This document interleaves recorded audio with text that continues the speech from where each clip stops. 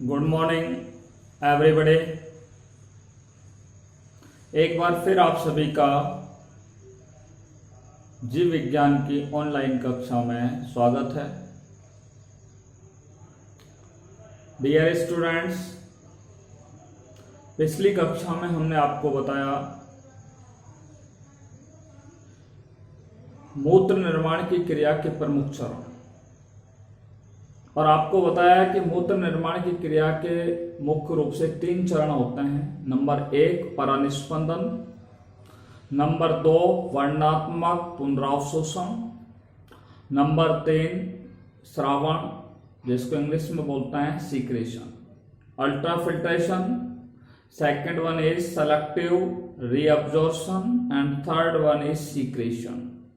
इसलिए मूत्र निर्माण की क्रिया को मुख्य रूप से 3 चरणों में क्या है, बांटा गया है, जिस पर हमने आपसे केवल फर्स्ट बिंदु पर आपसे हमने क्या की थी, चर्चा की थी, और वो था हमारा परानिस्पंदन। परानिस्पंदन क्या है, मैंने आपको बताया कि ये गिलेमेरुलस होता है। गिलेमेरुलस से उत्सर्जी पदार्थ और लाभदायक पदार्थ जो होते हैं, ठीक है, गिलेमेरुलस से उत्सर्जी व अन्य लाभदायक पदार्थ जो होते हैं वो छन करके किस में आ जाते हैं, इस बौमन कैप्सूल में आ जाते हैं। ठीक है, बौमन कैप्सूल की गुहा में आ जाते हैं, जिसे परानिस्पंदन की क्रिया क्या कहते हैं, परानिस्पंदन की क्रिया। आपको हमने बताया कि ये गिलेमेरुलस होता है, ये बौमन कैप्सूल होता है। ठीक है, इसके अंदर एक अभिवाही धमनी होती है, एक अपवाही धमनी होती है। अभिवाही धमनियों में रुधिर तेजी से या तीव्रता से प्रवाहित होता है। ठीक है, जबकि अपवाही धमनिकाओं में रुधिर का प्रवाह धीमी गति से होता है। क्यों होता है, क्योंकि हमने आपको बताया इनका जो व्यास होता है वो अधिक होता है। अपवाही धमनिकाओं का व्यास कैसा होता है, कम होता है। देखिए, अभिवाही धमनियां जो होती हैं, धमनिकाएं जो होती हैं, वो यूरिया युक्त रुधिर को किस में लेके आती है, गिलेमेरुलस के अंदर लाती है। और इस गिलेमेरुलस के अंदर ये जो कोशिका भित्ति होती है उस पर क्या पाए जाते हैं, छिद्रनुमा, अनेक छिद्रनुमा क्या पाई जाती हैं, छिद्रनुमा संरचनाएं पाई जाती हैं। इन छिद्रों का व्यास कितना होता है, 0.1 माइक्रोमीटर होता है। अभिवाही धमनियां जो होती हैं वो यूरिया युक्त रुधिर को जब गिलेमेरुलस में या कोशिका गुच्छ में लेकर के आती है तो यहाँ पर एक दाब उत्पन्न होता है, जिस दाब का मान 70 mmHg होता है। और इस दाब को क्या कहा जाता है, GHP दाब के नाम से जाना जाता है, जिसे गिलेमेरुलस हाइड्रोस्टैटिक प्रेशर के नाम से जाना जाता है। और गिलेमेरुलस हाइड्रोस्टैटिक प्रेशर का मान कितना होता है, 70 mmHg होता है। हमने आपको बताया कि इसके अंदर, रुधिर के अंदर कोलाइडी पदार्थ होते हैं। ये कोलाइडी पदार्थ जो होते हैं वो रुधिर के विपरीत एक दाब उत्पन्न करते हैं, जिसे क्या कहते हैं, ब्लड कोलाइडल ऑस्मोटिक प्रेशर के नाम से जानते हैं। और ब्लड कोलाइडल ऑस्मोटिक प्रेशर का मान 30 mmHg होता है, अर्थात BCOP का जो दाब होता है वो 30 mmHg होता है।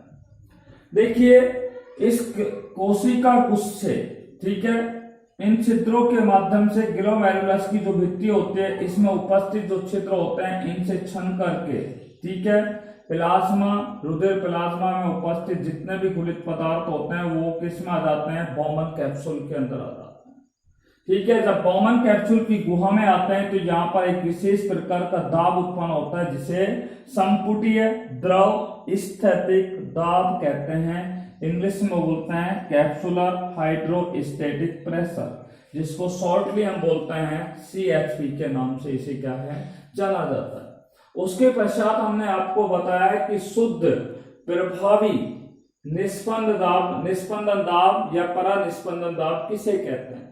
शुद्ध प्रभावी परानिस्पंदन दाब क्या है, अर्थात इस गिलेमेरुलस में कुल दाब कितना लगा, तो हमने आपको बताया NEFP, शुद्ध नेट इफेक्टिव फिल्ट्रेशन प्रेशर, ठीक है, का मान किसके बराबर होता है, GHP minus BCOP minus CHP।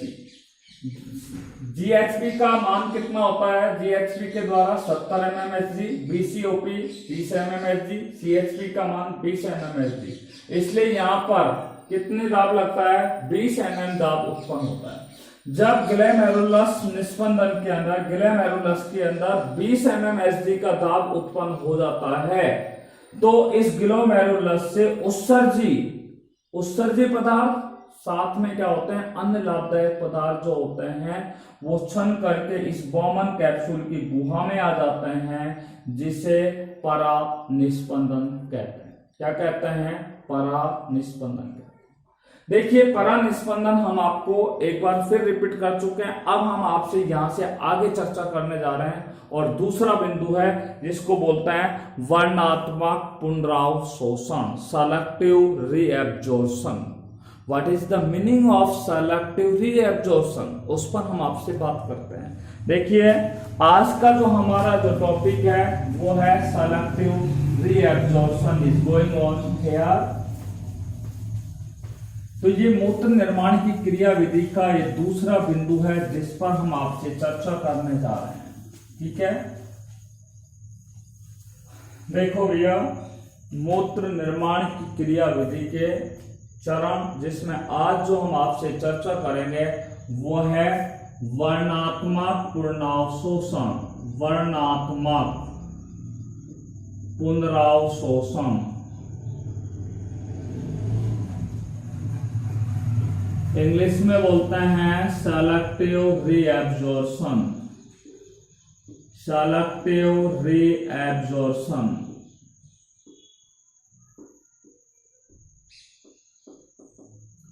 देखिए भैया सेलेक्टिव रीएब्जॉर्प्शन क्या है, एक बार हम आपको यहाँ पे डायग्राम बना रहे हैं। ठीक है,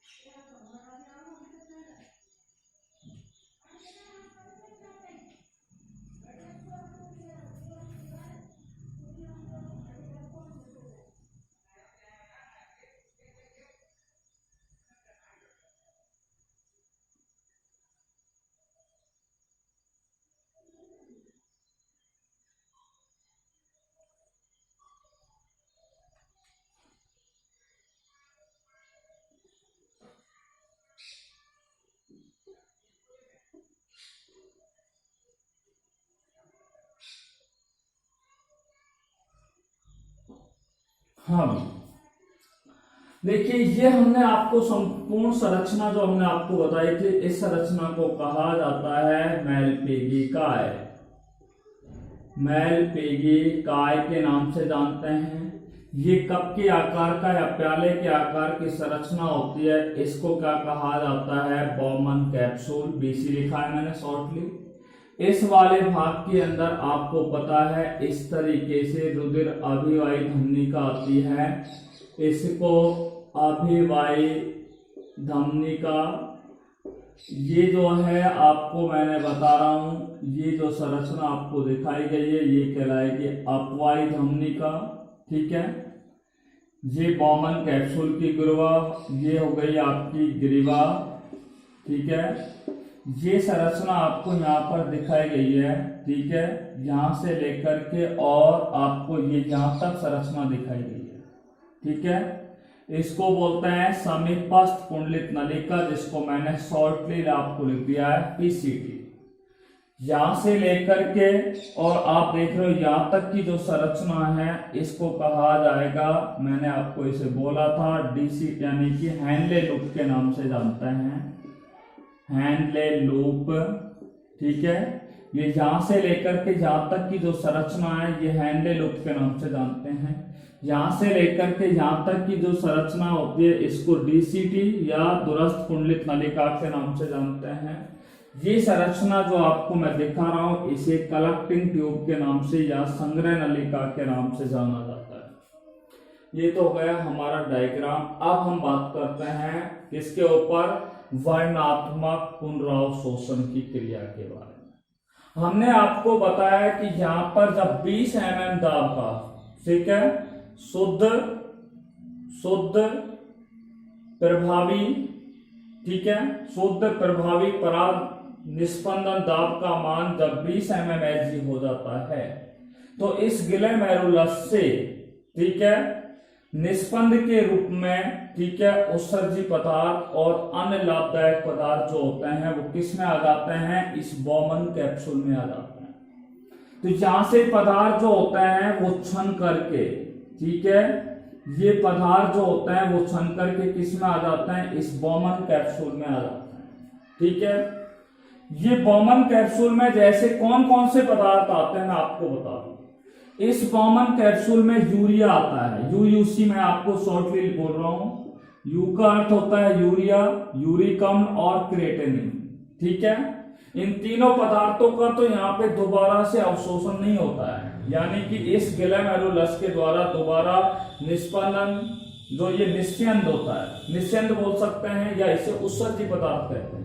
यानी कि यहाँ से यूरिया युक्त जो रुधिर है वो किस में आया है, ग्लोमेरुलस में आया है। और ग्लोमेरुलस में आने के पश्चात, ठीक है, इस ग्लोमेरुलस की भित्ति के अंदर क्या पाए जाते हैं, छिद्र पाए जाते हैं जिनका व्यास मैंने कल आपको बताया था 0.1 माइक्रोमीटर होता है। इसमें से ये क्या है कि यूरिया युक्त जो रुधिर होता है वो छन करके किस में आ जाता है, बॉमन कैप्सूल में आ जाता है। बॉमन कैप्सूल में आने के पश्चात कौन कौन से पदार्थ आते हैं, यूरिया है, यूरिक अम्ल है, क्रिएटिनिन है, ग्लूकोज है, ग्लूकोज होता है, एमिनो अम्ल होते हैं, विटामिन होते हैं, अकार्बनिक पदार्थ होते हैं, अकार्बनिक सब्सटेंस होते हैं। अकार्बनिक सब्सटेंस के रूप में सोडियम आयन हो सकते हैं, क्लोराइड आयन हो सकते हैं, पोटेशियम आयन हो सकता है, कैल्शियम आयन हो सकता है। ठीक है, ये कौन से पदार्थ होते हैं, अकार्बनिक सब्सटेंस होते हैं, वो किस में आते हैं, बॉमन कैप्सूल में आ जाते हैं।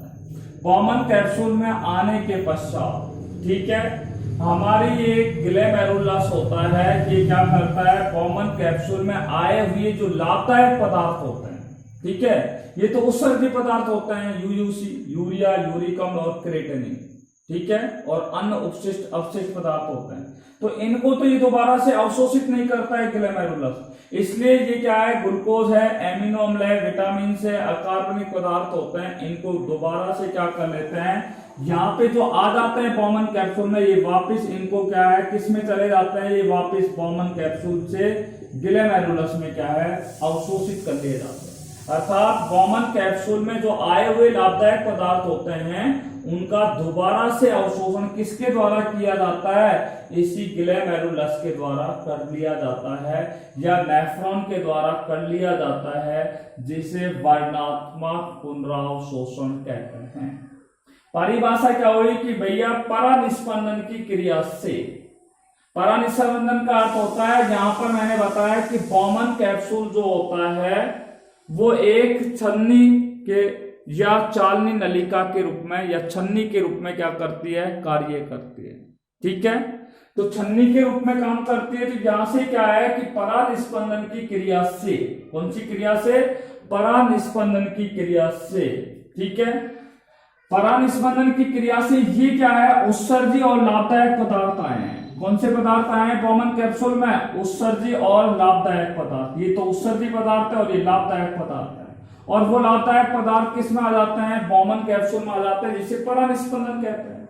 और हम ये बोल रहे हैं कि परानिस्पंदन की क्रिया से, परानिस्पंदन की क्रिया से बॉमन कैप्सूल में आए हुए लाभदायक पदार्थों को, आए हुए कौन से पदार्थ हैं, यहाँ पे लाभदायक पदार्थ हैं, उन लाभदायक पदार्थों को नेफ्रॉन के द्वारा, नेफ्रॉन न बोले तो बिल्कुल सही शब्द बोले तो ग्लोमेरुलस के द्वारा पुनर्अवशोषण की क्रिया को, यानी कि यहाँ पे जो पदार्थ आते हैं उनको दोबारा से इस ग्लोमेरुलस द्वारा क्या कर लिया जाता है, अवशोषित कर लिया जाता है, जिसे क्या कहा जाता है, वर्णात्मक पुनरावशोषण कहा जाता है।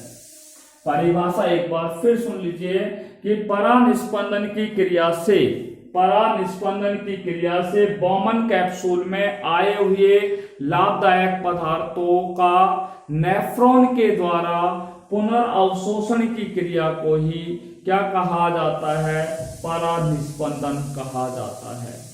आपको मैंने बताया कि परानिस्पंदन की क्रिया में यूरिया, यूरिक अम्ल, क्रिएटिनिन, विटामिन, ग्लूकोज, एमिनो अम्ल, अकार्बनिक पदार्थ जो होते हैं वो क्षण करके किस में आ जाते हैं, बॉमन कैप्सूल की इस गुहा में आ जाते हैं। ये बॉमन कैप्सूल की गुहा है, इस बॉमन कैप्सूल की गुहा में क्या है, आ जाते हैं। आपको बता दें साथ में जल जो है, ठीक है, रुधिर में उपस्थित जो जल होता है वो जल भी किस में आ जाता है, बॉमन कैप्सूल की गुहा में आ जाता है। अब वर्णात्मक पुनरावशोषण की जो क्रिया होती है उस क्रिया में 95% जो जल होता है, ठीक है। वर्णात्मक पुनरावशोषण की क्रिया में क्या है कि जो परानिस्पंदन की क्रिया के पश्चात जो जल रुधिर में होता है वो किस में आ गया है भैया, बॉमन कैप्सूल की गुहा में आ गया है। और बॉमन कैप्सूल की गुहा में जो जल आता है उसमें से 95% जो जल होता है उसका क्या कर लिया जाता है, ग्लोमेरुलस के द्वारा या नेफ्रॉन के द्वारा उनका क्या कर लिया जाता है, अवशोषण कर लिया जाता है। कितने परसेंट जल का अवशोषण कर लिया जाता है, 95% जल का क्या कर लिया जाता है, अवशोषण कर लिया जाता है, ठीक है। केवल 0.8% जो जल होता है, केवल 0.8% जो जल होता है वही जल मूत्र के निर्माण की क्रिया में क्या होता है, सहायक होता है। कितना परसेंट जल जो होता है वो मूत्र के निर्माण की क्रिया में सहायक होता है, केवल 0.8% जल ही मूत्र के निर्माण की क्रिया में क्या होता है, सहायक होता है, ठीक है। इसलिए मैंने आपको बता दिया कि बॉमन कैप्सूल की जो गुहा होती है, कौन सी गुहा होती है, ये बॉमन कैप्सूल की क्या होती है, गुहा होती है। इस गुहा में परानिस्पंदन की क्रिया के फलस्वरूप आए हुए, ठीक है, लाभदायक जो पदार्थ होते हैं जैसे ग्लूकोज होता है, एमिनो अम्ल होते हैं, विटामिन होते हैं, अकार्बनिक पदार्थ होते हैं। अकार्बनिक पदार्थ के रूप में सोडियम आयन हो सकते हैं, क्लोराइड आयन हो सकते हैं, पोटेशियम आयन हो सकते हैं, कैल्शियम आयन होते हैं। इनका दोबारा से पुनर्अवशोषण कर लिया जाता है या इनका पुनर्अवशोषण कर लिया जाता है, जिसे ही क्या कहा जाता है, परानिस्पंदन कहा जाता है। ये आप देख रहे हो वृक्क नलिका है। वृक्क नलिका न बोले तो इस संरचना को यहां से लेकर के यहां तक की संरचना को नेफ्रॉन कह सकते हैं। नेफ्रॉन भी नहीं कहें तो इस संरचना को हम वृक्काणु भी कह सकते हैं। क्या कह सकते हैं, वृक्काणु कहते हैं। तो इस वृक्क नलिका के विभिन्न भाग हैं। भाग मैंने बता दिया है। नंबर 1 ये बॉमन कैप्सूल हो गया, ये क्या हो गया, ग्रीवा हो गया, ये क्या हो गया, समीपस्थ कुंडलित नलिका, हेनले लूप, दूरस्थ कुंडलित नलिका और संग्रह नलिका।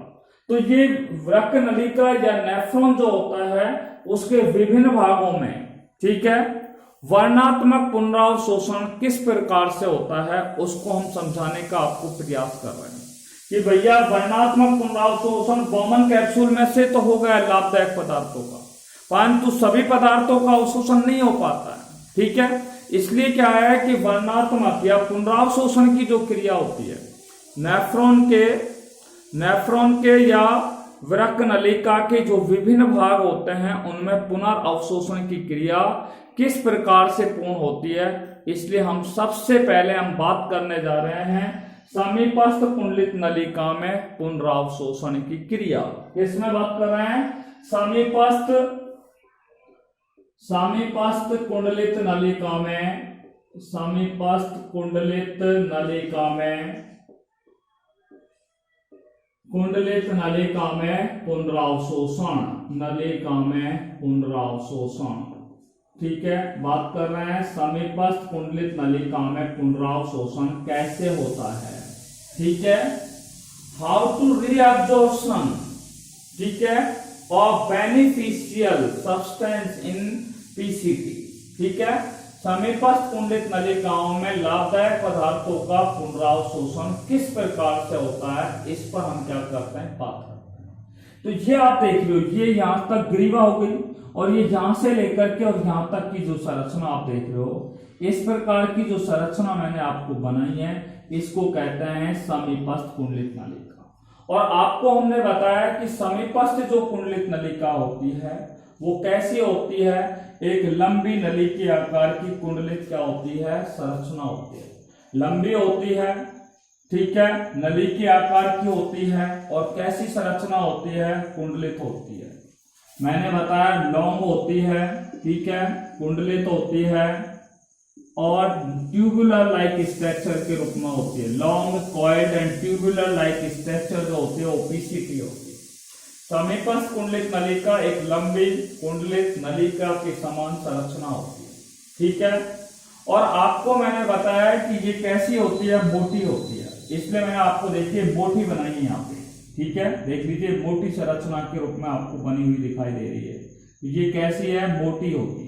और समीपस्थ कुंडलित नलिका कैसी होती है, लंबी मोटी कुंडलित नली के आकार की संरचना के रूप में क्या है, पाई जाती है।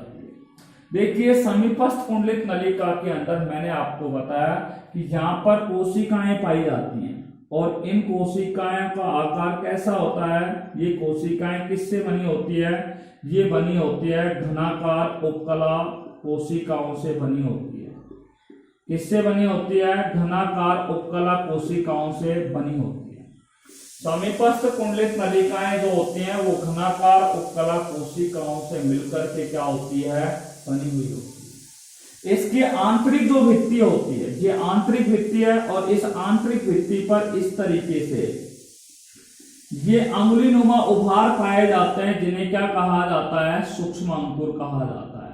अर्थात हम कह सकते हैं समीपस्थ कुंडलित नलिका की आंतरिक भित्ति पर क्या पाए जाते हैं, सूक्ष्म अंकुर या माइक्रोविलाइज पाई जाती है। क्या पाई जाती हैं, सूक्ष्म अंकुर पाए जाते हैं, ठीक है।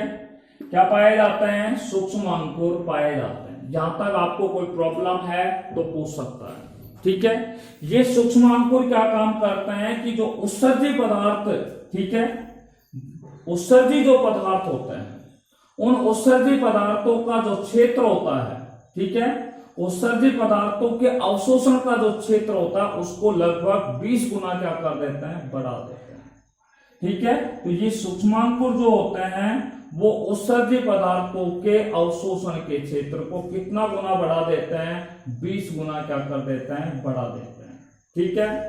आपको हमने बता दिया है कि ये बॉमन कैप्सूल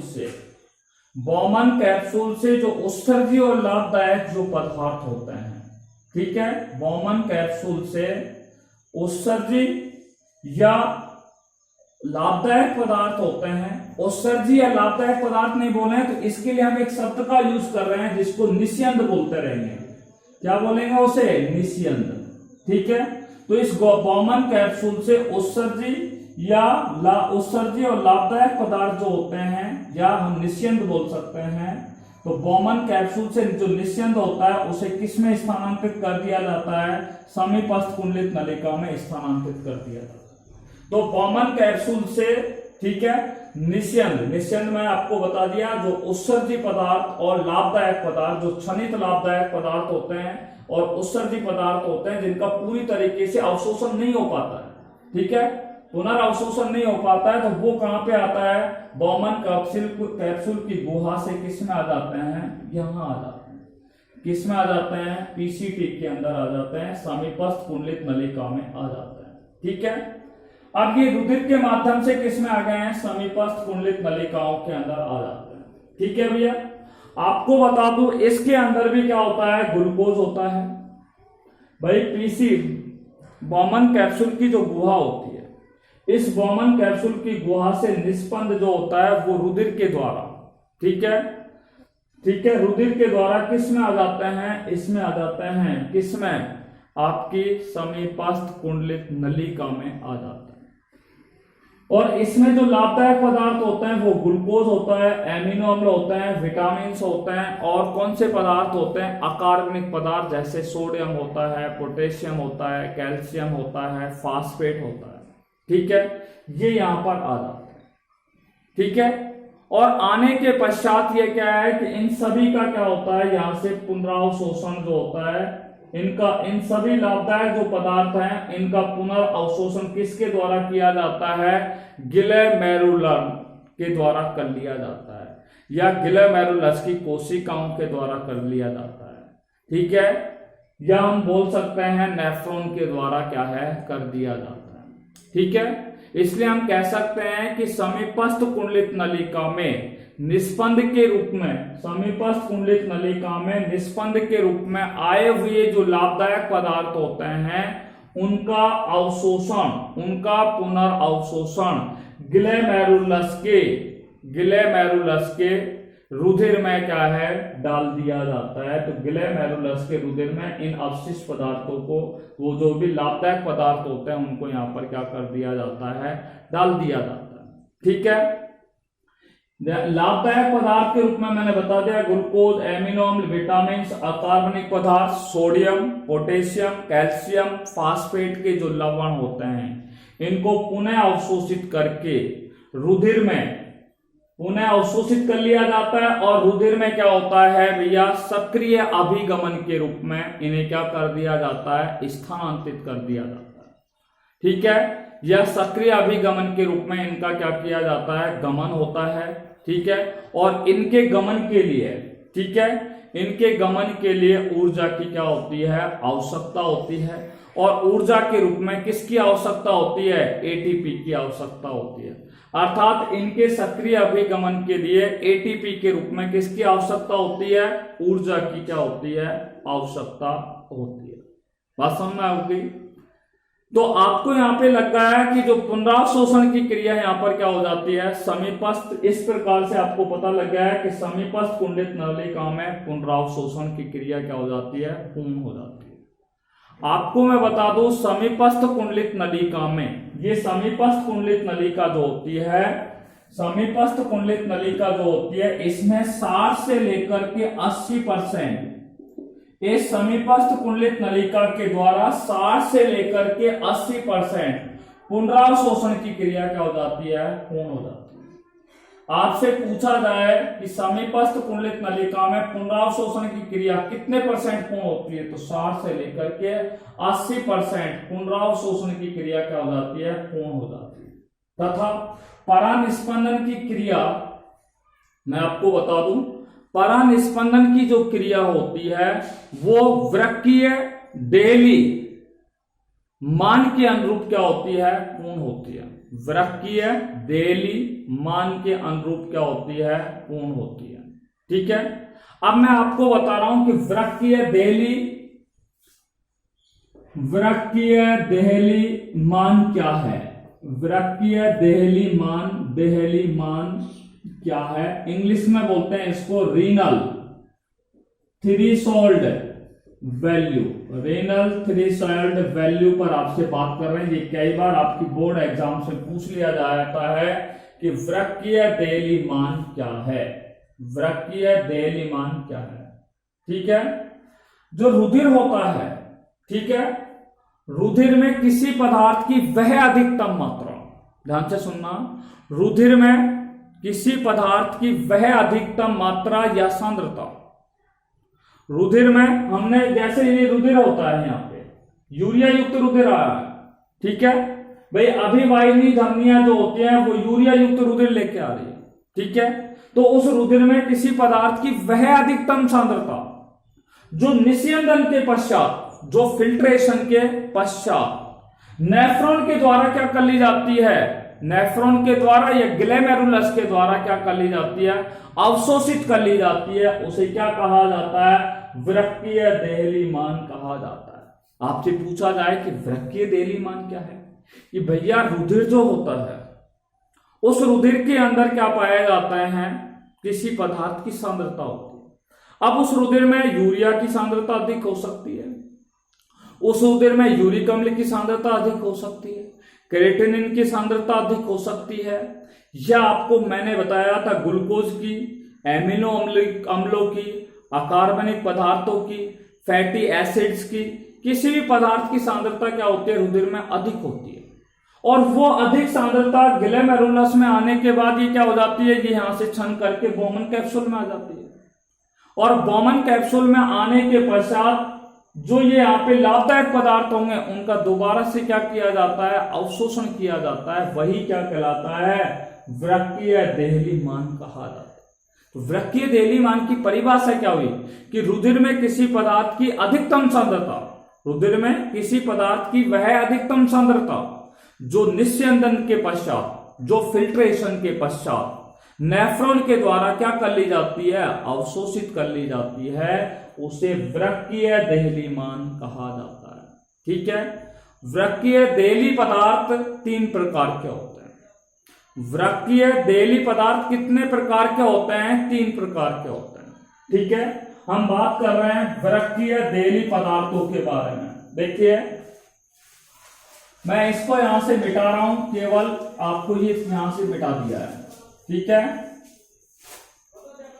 देखिए वृक्कीय देहली पदार्थ रिंगर थ्रेशोल्ड सब्सटेंस पे बात कर रहे हैं। वृक्कीय देहली पदार्थ, देहली पदार्थ कितने प्रकार के होते हैं? 3 प्रकार के होते हैं। ठीक है, एक होते हैं उच्च देहली पदार्थ, दूसरे होते हैं निम्न देहली पदार्थ, निम्न देहली पदार्थ, और तीसरे होते हैं अदेहलीय पदार्थ। कौन से पदार्थ होते हैं? अदेहलीय पदार्थ। सबसे पहले बात करते हैं उच्च देहलीय पदार्थ क्या होते हैं। ठीक है, हमने बताया कि रुधिर में किसी पदार्थ की वह अधिकतम मात्रा, रुधिर में किसी पदार्थ की वह अधिकतम मात्रा, तो यहां पे रुधिर के अंदर उच्च देहली पदार्थ, उच्च देहली का मतलब रुधिर के अंदर कुछ ऐसे पदार्थ होते हैं जिनकी मात्रा क्या होती है? बहुत ही अधिक होती है। अब वो कौन कौन से पदार्थ होते हैं जिनकी मात्रा रुधिर में अधिक होती है? तो एक तो होता है उस रुधिर के अंदर ग्लूकोज अधिक मात्रा में होता है। दूसरा कौन से पदार्थ होते हैं? एमिनो अम्ल होते हैं। ठीक है, तो ये उच्च देहलीय पदार्थ होते हैं। आपसे पूछा जाए कि उच्च देहलीय पदार्थों के नाम बताइए, तो उच्च देहलीय पदार्थ दो ही हैं, ग्लूकोज और एमिनो। ये ग्लूकोज और एमिनो अम्ल जो होते हैं ये रुधिर के अंदर अधिक मात्रा में पाए जाते हैं, और ये अधिक मात्रा में पाए जाते हैं तो इनको नेफ्रॉन के द्वारा क्या कर लिया जाता है? अवशोषित कर लिया जाता है। ठीक है, तो ऐसे मैंने बोला कि रुधिर में उपस्थित, ठीक है, या रुधिर में किसी पदार्थ की वह अधिकतम मात्रा, रुधिर में किसी पदार्थ, कौन सा पदार्थ है यहाँ पे? ग्लूकोज और एमिनो अम्लों की वह अधिकतम मात्रा जिसको ग्लोमेरुलस के द्वारा क्या कर लिया जाता है? अवशोषित कर लिया जाता है, उसे उच्च देहली पदार्थ कहते हैं।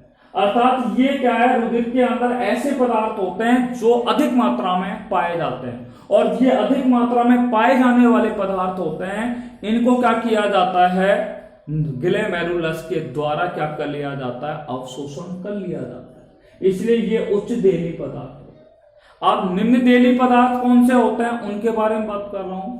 जैसे जल होता है, जल होता है और खनिज पदार्थ होते हैं। कौन से पदार्थ होते हैं? जल और खनिज पदार्थ, ये निम्न देहली पदार्थ होते हैं। कौन से पदार्थ होते हैं? निम्न देहली पदार्थ होते हैं। यानी कि ये रुधिर में पाए जाने वाले या रुधिर में ये ऐसे पदार्थ होते हैं जिनकी मात्रा कैसी होती है या इनकी सांद्रता कैसी होती है? कम होती है। हमने बोला कि रुधिर में किसी पदार्थ की वह अधिकतम मात्रा, यहां क्या है कि रुधिर में ये कैसे पाए जाते हैं? कम मात्रा में पाए जाते हैं। ठीक है, और ये कम मात्रा में जो पदार्थ होते हैं वो निस्यंदन के पश्चात यानी कि फिल्ट्रेशन के पश्चात जो ग्लोमेरुलस होता है उसके द्वारा इनका क्या कर लिया जाता है? अवशोषण कर लिया जाता है, पुनर्अवशोषण कर लिया जाता है। तो ये जल और खनिज पदार्थ कौन से पदार्थ होते हैं? निम्न देहलीय पदार्थ होते हैं। कौन से पदार्थ होते हैं? निम्न देहलीय क्या होते हैं? पदार्थ होते हैं। अब बात करते हैं अदेहलीय पदार्थ। अदेहलीय पदार्थ 3 होते हैं। मैंने आपको यूयूसी बोला था। यू का अर्थ होता है यूरिया, दूसरे यू का अर्थ हो गया यूरिक एसिड, और सी का अर्थ होता है क्रेटेनिन। ठीक है, क्रेटेनिन। ये ऐसे पदार्थ होते हैं, ठीक है, रुधिर में। आपको मैंने अभी बताया कि अभिवाहिनी धमनियों के द्वारा यूरिया युक्त रुधिर किस में आ जाता है? ग्लोमेरुलस में आ जाता है, और ग्लोमेरुलस से छन करके किस में आ जाते हैं? बोमन कैप्सूल में आ जाते हैं, और बोमन कैप्सूल के अंदर आने के पश्चात ये ऐसे उत्सर्जी पदार्थ होते हैं जिनका ग्लोमेरुलस के द्वारा पुनर्अवशोषण नहीं होता है, अर्थात इनका बिल्कुल भी अवशोषण नहीं होता है। ठीक है, इनका क्या है? बिल्कुल भी क्या है? अवशोषण ग्लोमेरुलस के द्वारा या नेफ्रॉन के द्वारा नहीं होता है। ठीक है, तो यूरिया है, यूरिक अम्ल है, क्रेटेनिन होते हैं, ये ऐसे पदार्थ होते हैं जिनका बिल्कुल भी अवशोषण नहीं होता है। इन पदार्थों को अदेहलीय पदार्थ कहा जाता है। देहलीय पदार्थ ग्लूकोज और एमिनो अम्ल होते हैं जो रुधिर में अधिकतम मात्रा में पाए जाते हैं। इनका पुनर्अवशोषण अधिक मात्रा में होता है। जल और खनिज पदार्थ होते हैं, ये कम मात्रा में क्या होते हैं, अवशोषित होते हैं। और यूरिया, यूरिक अम्ल और क्रिएटिनिन होते हैं, इनका बहुत ही कम मात्रा में क्या होता है, अवशोषण होता है। बात समझ में आ गई यहां तक आपके।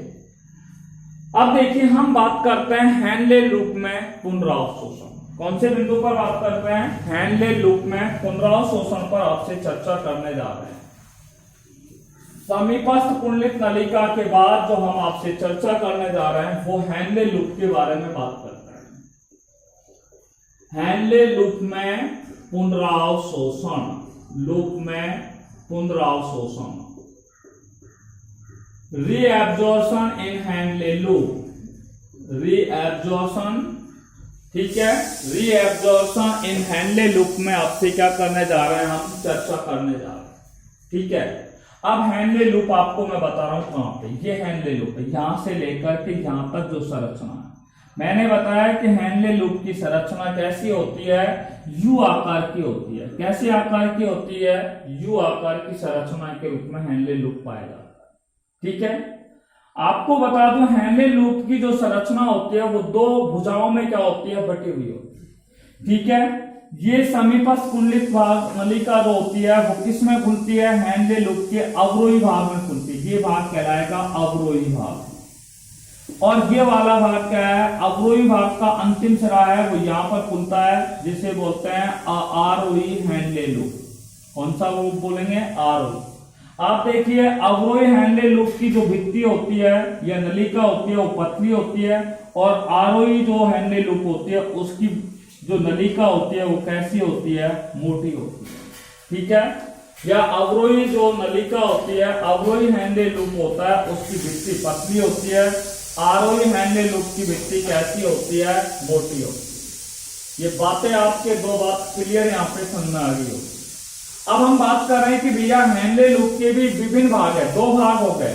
ठीक है, अवरोही हेनले लूप और आरोही हेनले लूप। इन दोनों के अंदर किस तरीके से, ठीक है, पुनरावशोषण की क्रिया होती है। तो हेनले लूप के विभिन्न भागों में पुनरावशोषण की क्रिया पर हम आपसे चर्चा करने जा रहे हैं। और सबसे पहले जो चर्चा करेंगे वो अवरोही हेनले लूप में पुनरावशोषण की क्रिया पर आपसे क्या करने जा रहे हैं, अवरोही हेनले लूप, अवरोही, और दूसरा कौन सा है, आरोही। ठीक है, तो अवरोही हेनले लूप में पुनरावशोषण की क्रिया किस प्रकार से होती है उस पे आपसे बात कर रहे हैं।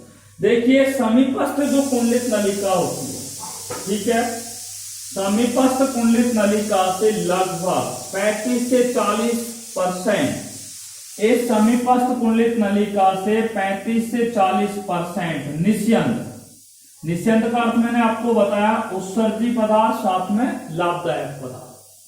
ठीक है, निस्यंद का अर्थ मैंने बताया उत्सर्जी और लाभदायक पदार्थ। तो समीपस्थ कुंडलित नलिका से 35 से 40% उत्सर्जी और लाभदायक पदार्थ जो होते हैं वो हेनले लूप के अवरोही भुजा में क्या कर दिया जाता है, डाल दिया जाता है या स्थानांतरित कर दिया जाता है। ठीक है, क्या हम यूं बोल सकते हैं कि समीपस्थ कुंडलित नलिका से 35 से 40% लगभग निष्पन्द को अवरोही हेनले लूप में क्या कर दिया जाता है, स्थानांतरित कर दिया जाता है। ठीक है, अब अवरोही हेनले लूप में क्या है, ये आ गया। अवरोही हेनले लूप की जो भित्ति होती है वो कैसी होती है, पतली होती है। आपको पता है, दिखा है यहाँ पे भी डायग्राम के अनुसार। ये कैसी भित्ति होती है, बिल्कुल पतली भित्ति होती है। ठीक है, और ये किससे बनी होती है, घनाकार उपकला कोशिकाओं से मिलकर के क्या होती है, बनी होती है। किससे बनी होती है, घनाकार उपकला कोशिकाओं से मिलकर के बनी होती है। देखिए ये अवरोही हेनले लूप की जो भुजा होती है, अवरोही हेनले लूप की भुजा में क्या आ गया है, यहाँ पे निस्यंद आ गया है। ठीक है, किससे आ गया है, समीपस्थ कुंडलित नलिका से अवरोही हेनले लूप की भुजा में आ गया। अवरोही हेनले लूप की भुजा के अंदर जब ये निस्पंद आ जाता है, ठीक है, तो इसकी इस भुजा में रुधिर प्लाज्मा ठीक है। रुधिर प्लाज्मा और निस्पंद, रुधिर प्लाज्मा होगा, ठीक है, ब्लड प्लाज्मा होगा, और दूसरा क्या है, ये निस्पंद जो आया हुआ है, इन दोनों का परासरण कैसा होता है, समान होता है। यानी कि अवरोही भुजा में उपस्थित रुधिर प्लाज्मा और पीसीटी से आया हुआ निस्यंद, दोनों का परासरण कैसा होता है, बराबर होता है, ठीक है। अर्थात यहां पर सोडियम, पोटेशियम और क्लोराइड जो आयन होते हैं उनके कारण यहां पर कैसा होता है, समपरासरण नहीं होता है। यानी कि अवरोही भुजा कैसी होती है, समपरासरणी होती है, ठीक है। किसके कारण होती है, सोडियम आयन के कारण, पोटेशियम आयन के कारण और क्लोराइड आयन के कारण ये कैसी होती है, समपरासरणीयता इसमें क्या है, पाई जाती है। इसकी भित्ति कैसी होती है, पतली होती है, ध्यान से सुनना, इंपॉर्टेंट बात करो। और इस निस्यंद में क्या होता है, यूरिया होता है। इस निस्यंद में क्या होता है, यूरिया होता है, साथ में क्या होता है, सोडियम आयन होते हैं, और साथ में कौन से आयन होते हैं, अन्य आयन होते हैं। तो इस निस्यंद में यूरिया, सोडियम आयन और जो अन्य आयन होते हैं, ठीक है, उनके लिए ये इसकी जो भित्तियां होती हैं वो कैसी होती है, पारगम होती है। कैसी होती है, कम पारगम होती है। पारगम तो होती है परंतु कैसी होती है, कम पारगम होती है, कम पारगम होती है। यानी कि इस यूरिया को, सोडियम को और अन्य पदार्थों को ये धीरे धीरे क्या है, यहां से जाने देती है, इसलिए कम पारगम।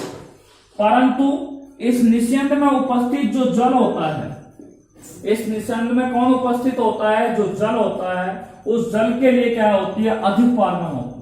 इसलिए हम कह सकते हैं कि इस निस्यंद में, यानी कि इस उत्सर्जित पदार्थ में जो जल होता है वो अधिक, यानी कि बहुत जल्दी ही किसमें आ जाता है, आरोही भुजा के अंदर आ जाता है, ठीक है। किसमें आ जाता है, यहां से जल आरोही भुजा के अंदर, आरोही हैंडले लूप में आ जाता है, ठीक है। परंतु अर्थात हम कह सकते हैं कि अवरोही भुजा में आया हुआ जो निस्यंद के रूप में यूरिया, सोडियम और अन्य जो आयन होते हैं, ठीक है, उनके लिए अवरोही भुजा की जो भित्ति होती है वो कैसी होती है, कम पारगम होती है। कैसी होती है, कम पारगम होती है। जबकि जल के लिए कैसी होती है, अधिक पारगम होती है। इतना मैं घुमाए तो मैं एक ही लाइन में इस लाइन को पूरा कर सकता था, हैंडले लूप की अवरोही भुजा को। और हम आपको क्या बोलते हैं कि समीपस्थ कुंडलित नलिका से निस्यंद अवरोही भुजा में डाल दिया जाता है। अवरोही भुजा की जो भित्ति होती है, ठीक है, उसमें आया हुआ निस्पंद के रूप में यूरिया, सोडियम आयन और अन्य आयनों के लिए कैसी होती है, कम पारगम होती है, और जल के लिए कैसी होती है, अधिक कैसी होती है, पारगम होती है, ठीक है। इसलिए निस्यंद में जो जल होता है वो बहुत जल्दी किसमें आ जाता है, आरोही भुजा में, आरोही भुजा में आ जाता है। जबकि सोडियम, ठीक है, सोडियम आयन, अन्य आयन और यूरिया होते हैं कि इनके लिए कैसी होती है, ये भित्ति कैसी होती है, कम पारगम होती है। इसलिए हम यहाँ पर क्या कह सकते हैं, ठीक है, इसलिए हम यहाँ कह सकते हैं कि यह निस्यंद कैसा होता है, अति परासरणी होता है। कैसा होता है, अति परासरणी। अति परासरणी का मतलब यहां से जल क्या हो गया है, बाहर निकल गया, ठीक है, इसको बोलते हैं हाइपरटोनिक होता है। अब देखिए निस्यंद जो होता है वो अवरोही भुजा से किसमें डाल दिया जाता है, आरोही भुजा के अंदर डाल दिया जाता है। आरोही हैंडले लूप में क्या कर दिया जाता है, स्थानांतरित कर दिया जाता है। एक बार फिर सुनिएगा मैं क्या बोल रहा हूं आपको, कि अवरोही जो हैंडले लूप में निस्यंद होता है, निस्यंद का मतलब उत्सर्जित पदार्थ और लाभदायक पदार्थ, उनको किसमें डाल दिया जाता है, स्थानांतरित कर दिया जाता है, इस आरोही हैंडले लूप के अंदर डाल दिया जाता है। किसमें डाल दिया जाता है, आरोही हैंडले लूप में स्थानांतरित कर दिया जाता है। इसकी भित्ति कैसी होती है, मोटी होती है। इसकी भित्ति कैसी होती है, मोटी होती है। ये बात आपकी समझ में, इसलिए आपको बता दूं, ये जो होता है आरोही भुजा होती है, ये सोडियम आयन, पोटेशियम आयन और क्लोराइड आयनों के लिए क्या होती है, अधिक पारगम होती है। सोडियम आयन, क्लोराइड आयनों के लिए तो कैसी होती है, पारगम होती है। परंतु जो निस्यंद में जल आया है उस जल के लिए कैसी होती है, ये कम पारगम होती है। जल के लिए कैसी होती है, ये कम पारगम होती है, ठीक है। यानी कि अवरोही भुजा से जो निस्यंद आया है वो निस्यंद किसमें आया है, आरोही हैंडले लूप में आया। और आरोही हैंडले लूप में क्या होता है कि आरोही हैंडले लूप की जो भित्ति होती है वो मोटी होती है। जिसके कारण सोडियम, पोटेशियम और क्लोराइड आयन के लिए तो ये कैसी होती है, इनकी भित्तियां कैसी होती है, पारगम होती है। परंतु जल के लिए कैसी होती है, जल के लिए कैसी होती है, कम पारगम। जल के लिए किस प्रकार की होती है, कम पारगम होती है। इसलिए यहां से जो निष्पन्द होते हैं, ठीक है, यहां से जो निष्पन्द होते हैं, ठीक है, कौन से निष्पन्द, अकार्बनिक पदार्थ। ये अकार्बनिक जो पदार्थ होते हैं कौन से, सोडियम, पोटेशियम और क्लोराइड आयन होते हैं, ये तो पारगम हो गए, ठीक है। तो अकार्बनिक जो लवण होते हैं, उन अकार्बनिक लवण के आयनों को विसरण की क्रिया द्वारा, कौन सी क्रिया के द्वारा, विसरण की क्रिया द्वारा इन्हें कहां भेज दिया जाता है, दूरस्थ कुंडलित नलिका में क्या कर दिया जाता है, भेज दिया जाता है या स्थानांतरित कर दिया जाता है। किसमें कर दिया जाता है, दूरस्थ कुंडलित नलिका में स्थानांतरित कर दिया जाता है। इसलिए यहां निष्पन्द जो होता है वो कैसा होता है, समपरासरणी होता है। कैसा हो जाता है, समपरासरणी हो जाता है। अब आपको मैंने बताया कि इसकी भित्ति मोटी होती है, इसलिए जल और यूरिया, जल, यूरिया और अन्य विलेयशील पदार्थों के लिए कैसी होती है ये भित्ति, अपारगम होती है। कैसी होती है, अपारगम होती है। परंतु सोडियम, पोटेशियम और क्लोराइड जो आयन होते हैं उनमें सक्रिय अभिगमन की क्रिया द्वारा, कौन सी क्रिया द्वारा, सक्रिय अभिगमन की क्रिया द्वारा जो निस्यंद होते हैं वो निस्यंद किस में चले जाते हैं, वृक्क के मेडुला भाग के अंदर चले जाते हैं और मेडुला के भी ऊतक द्रव के द्वारा उन वृक्क के मेडुला के ऊतक द्रव के अंदर वो क्या हो जाते हैं, स्थानांतरित हो जाते हैं या पहुंच जाते हैं। और वहां से पहुंचने के पश्चात विसरण की क्रिया द्वारा वो किस में चले जाते हैं, रुधिर के अंदर चले जाते हैं, जिससे निस्यंद जो होता है वो कैसा हो जाता है, अल्प परासरणी हो जाता है। कैसा हो जाता है, अल्प परासरणी हो जाता है। एक बार फिर मैं आपको यहां से बता रहा हूं कि अवरोही भुजा से निस्यंद जो होता है वो किस में चला जाता है, आरोही हेनले लूप में चला जाता है, ठीक है। इसकी भित्ति कैसी होती है, मोटी होती है। जो सोडियम, पोटेशियम और क्लोराइड जो आयन होते हैं, ठीक है, सोडियम, पोटेशियम और क्लोराइड आयनों के लिए पारगम होती है तथा जल और अन्य खनिज पदार्थों के लिए कैसी होती है, अपारगम होती है, या जल के लिए कैसी होती है, अपारगम होती है। मैंने आपको बताया इसमें जो अकार्बनिक पदार्थ होते हैं, यानी कि किसमें, निस्यंद में जो अकार्बनिक पदार्थ होते हैं उन पदार्थों को या उनके आयनों को, ठीक है, अकार्बनिक पदार्थों के जो लवण होते हैं और उनके जो आयन होते हैं उनको विसरण की क्रिया द्वारा, सक्रिय अभिगमन के द्वारा किसमें पहुंचा दिया जाता है, दूरस्थ कुंडलित नलिका में क्या किया जाता है, पहुंचा दिया जाता है। यहां पर निष्पन्द कैसा होता है, संपरासरणी हो जाता है। इसकी भित्ति मोटी होने के कारण जल होता है, यूरिया होता है और अन्य विलेयशील पदार्थों के लिए कैसी हो जाती है, अपारगम होती है। इसलिए सोडियम, पोटेशियम और क्लोराइड जो आयन होते हैं इनमें सक्रिय अभिगमन की क्रिया होती है, जिसके फलस्वरूप ये निस्यंद जो होते हैं वो वृक्क के मेडुला के ऊतक द्रव में पहुंच जाते हैं और ऊतक द्रव से ये रक्त में पहुंच जाते हैं। रक्त में ये विसरण की क्रिया द्वारा पहुंचते हैं और विसरण की क्रिया द्वारा पहुंचने के पश्चात यहाँ पर जो निस्यंद होता है वो कैसा हो जाता है, अल्प परासरणी हो जाता है। I think all of you understand about the selective reabsorption in Henle loop। हमने आज वर्णात्मक पुनरावशोषण की क्रिया केवल यहाँ पर दो ही बिंदुओं में पढ़ी है। पहला आपको पढ़ा है हमने समीपस्थ कुंडलित नलिका में, दूसरा हमने आपको पढ़ा है हेनले लूप में। और हेनले लूप के भी हमने दो भागों पर आपसे चर्चा की है कि अवरोही हेनले लूप के द्वारा किस तरीके से, हेनले लूप के द्वारा किस तरीके से क्या होता है, हेनले जो लूप होता है उसके द्वारा, ठीक है, किस तरीके से लाभदायक पदार्थों का पुनरावशोषण होता है, ठीक है। कल जो हम नेक्स्ट वीडियो में आपसे बात करेंगे वो हेनले लूप के बाद दूरस्थ कुंडलित नलिका और संग्रह नलिका के ऊपर चर्चा करेंगे, तब जाकर के वर्णात्मक पुनरावशोषण समाप्त होगा। और उसके बाद हम मूत्र के निर्माण की क्रिया का जो अंतिम चरण होगा जिसका नाम है स्त्रवण, सीक्रेशन, उस सीक्रेशन वाले बिंदु पर हम आपसे चर्चा करेंगे। टिल देन आपको हम बता दें उसके बाद ये चैप्टर खत्म हो जाएगा, ठीक है। Till then, take care. By Corona, be safe at your home. Thanks very much.